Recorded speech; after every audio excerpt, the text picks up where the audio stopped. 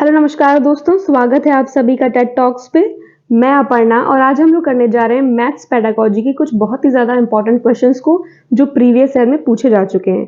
तो आपके आने वाले एग्जाम के लिए भी बहुत ही ज़्यादा इंपॉर्टेंट है वो। तो पहला प्रश्न है, कक्षा 4 के अधिकतर शिक्षार्थी सोचते हैं कि दो संख्याओं के गुणन से प्राप्त संख्या सदैव दोनों संख्याओं से बड़ी होती है। आप यह कैसे प्रदर्शित करेंगे कि यह सदैव सत्य नहीं होता?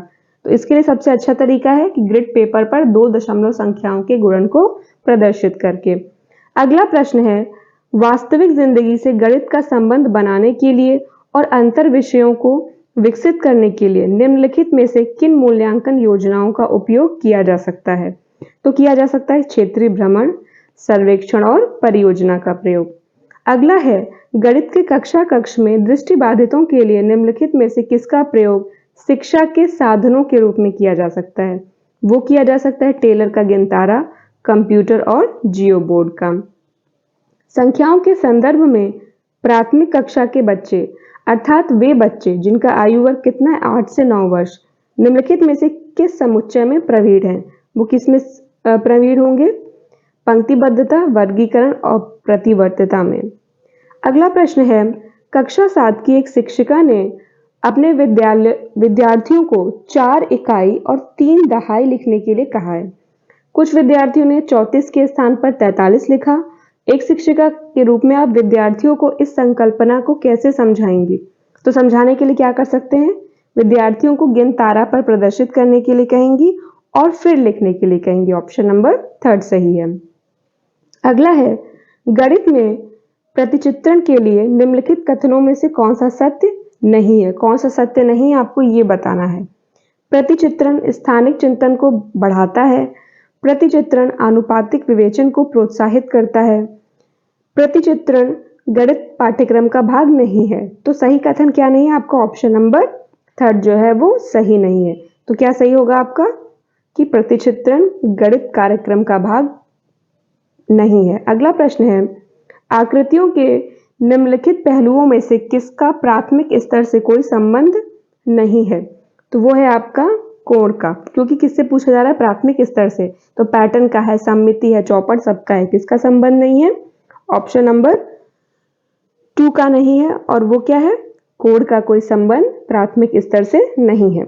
अगला प्रश्न है, एक दिए हुए आयत और समांतर चतुर्भुज का क्षेत्रफल समान है, परंतु कक्षा 4 के अनेक शिक्षार्थियों ने उत्तर दिया कि समांतर चतुर्भुज का क्षेत्रफल अधिक है। शिक्षक शिक्षार्थियों को यह समझने में किस प्रकार सहायता कर सकता है कि दोनों के क्षेत्रफल समान है? क्या कर सकता है वो? आलेख यानी ग्राफ पेपर का प्रयोग करके उन्हें समझा सकता है।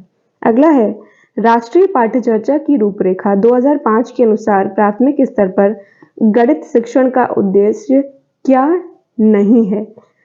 पहला है, गणित में उच्चतर और अमूर्त पढ़ाई की तैयारी कराना। तो देखिए प्राथमिक स्तर पे तो यही नहीं है कि आप क्या करें, गणित में उच्चतर और अमूर्त पढ़ाई की तैयारी कराना प्राथमिक स्तर पर इसका उद्देश्य नहीं है। तो प्रश्न नंबर 58 है, 2 अंकीय संख्या को दूसरी 1 अंकीय या 2 अंकीय संख्या से गुणा करने की प्रक्रिया को समझने के लिए निम्नलिखित में से कौन सी पूर्व जानकारी होना आवश्यक है? तो उसमें सबसे ज्यादा कौन सी जानकारी होना आवश्यक है कि गुणन योग पर वितरण के रूप में। ठीक है, क्या जानकारी होना जरूरी है? कि गुणन योग पर वितरण के रूप में। अगला प्रश्न है, गणित से भयभीत होने और उसमें असफल होने के लिए निम्नलिखित में से किसी एक कारक नहीं माना जा सकता है? कक्षा कक्ष में अनुभव, प्रतीकात्मक संकेत, गणित की संरचना या फिर लैंगिक भेद को। तो इसमें क्या सही है? लैंगिक भेद को।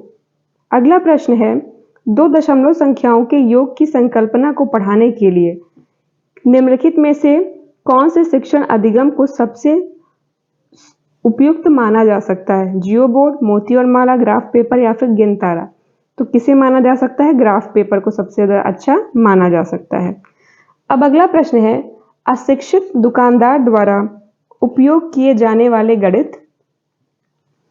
पहला ऑप्शन है, सभी गणितीय समस्याओं को हल करने में बहुत उपयोगी है, में अस्पष्टता, बहुत कम स्तर की शुद्धता है, कि संबंधित समस्याओं को हल करने में वैकल्पिक रणनीति के रूप में कक्षाओं में शिक्षकों द्वारा चर्चा की जानी चाहिए, या फिर गणित कक्षा में उपयोगी नहीं है। तो इसमें आपका क्या सही, ऑप्शन नंबर थर्ड, कि संबंधित समस्याओं को हल करने में वैकल्पिक रणनीति के रूप में कक्षाओं में शिक्षकों द्वारा चर्चा की जानी चाहिए। फिर है, एक शिक्षक को गणित कक्षा में बच्चों के एक विषम समूह को कैसे संभालना चाहिए। कैसे संभालना चाहिए उसे, अलग अलग क्षमताओं वाले बच्चों को एक साथ समूहित करके, ताकि वे एक दूसरे से सीख सकें। गणित में सीखने के प्रतिफल इसलिए विकसित किए गए हैं ताकि क्या हो सके, बच्चों द्वारा हासिल की जाने वाली कक्षा का दक्षता और कौशल को परिभाषित किया जा सके। अब अगला प्रश्न पूछ रहा है कि निम्नलिखित में से कक्षा में हो रहा कौन सा कार्य एक गतिविधि है। गतिविधि पूछा जा रहा है कौन सा है। बच्चों द्वारा कविता के रूप में गिनती का वाचन, बच्चों द्वारा श्यामपट्ट से नकल करना, बच्चों को अन्वेषण में लगाना, शिक्षक समझाते हैं कि प्रश्न कैसे हल करें। तो इसमें से क्या है, बच्चों को अन्वेषण में लगाना। ऑप्शन नंबर थर्ड सही है। बच्चों के बीच गिनती के कौशल को विकसित करने के लिए निम्नलिखित में से कौन सा पूर्व संख्या अवधारणा के रूप में सीखने के लिए आवश्यक नहीं है। क्रमबद्धता, संख्या नाम, यादृच्छिक रूप से पढ़ना, समूह बनाना, एक एक संगतता। इसमें आपका क्या सही, ऑप्शन नंबर टू सही है, संख्या नाम यादृच्छिक रूप से पढ़ना। अब अगला प्रश्न है, गणित सीखने के संदर्भ में कौन सा कथन सत्य है। आमतौर पर लड़कियां गणित में कमजोर होती हैं। हर कोई गणित सीख सकता है। गणित केवल कठोर अभ्यास से ही सीखी जा सकती है। गणित सीखने के लिए एक कठिन विषय है। तो इसमें आपका ऑप्शन नंबर टू सही है। पाइथागोरस प्रमेय को सिखाने के लिए एक शिक्षक ने एक शीट वितरित की है जिस पर समकोण वाले 4 त्रिभुजों को खींचा गया था और बच्चे को त्रिभुज की भुजाओं के बीच संबंध खोजने के लिए कहा गया। उपर्युक्त परिस्थिति में शिक्षक ने प्रयोग किया निगमन विधि, व्याख्यान विधि, प्रयोगशाला विधि और आगमन विधि का। अब पूछा जा रहा है कि कौन सी सबसे सही होगी। तो देखिए, जो भी प्रश्न दिया गया है इसमें आगमन विधि के द्वारा जो है हल करना होगा, क्योंकि इसमें क्या होता है, ज्ञात से अज्ञात की ओर जाते हैं, उदाहरण से नियम की ओर, प्रत्यक्ष से प्रमाण की ओर विधान पाया जाता है। इसीलिए इसमें क्या यूज होगा, आगमन विधि का प्रयोग होगा। फिर अगला प्रश्न है कि निम्नलिखित में से कौन सा कथन संकल्पना मानचित्र के बारे में सत्य नहीं है। पूछा जा रहा है क्या सत्य नहीं है। संकल्पना मानचित्र केवल शिक्षकों द्वारा बनाया जाना चाहिए। तो यही आपका इसके बारे में पहला ही मिल गया कि सत्य नहीं है। ठीक है, 39 में क्या सही है आपका, ऑप्शन नंबर 1 सही है। अब अगला प्रश्न है, प्राथमिक कक्षाओं में बच्चे गणित में क्या सीखते हैं, इसके आकलन का ध्यान किस पर नहीं होना चाहिए। पूछा जा रहा है गणितीय भाषा का विकास, गणित की समस्याओं का जवाब देने में सटीकता, तर्क कौशल का विकास, गणितीय अवधारणाओं को समझना। तो इन 3 पर तो होना चाहिए। हमसे पूछा जा रहा था किस पर नहीं होना चाहिए। तो इसमें क्या सही है आपका, ऑप्शन नंबर 2 सही है। अगला प्रश्न है, प्रारंभिक कक्षाओं में गणितीय अवधारणा के विकास में निम्नलिखित निर्देशों का अनुक्रम किस प्रकार किया जाना चाहिए। चित्र बनाना, प्रतीकात्मक प्रतिनिधित्व का उपयोग, अनुभव प्रदान करना, भाषा के माध्यम से समझाना।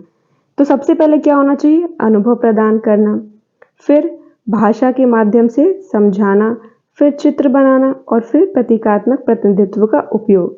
इसमें आपका क्या सही है, ऑप्शन नंबर 1 सही होगा उसमें।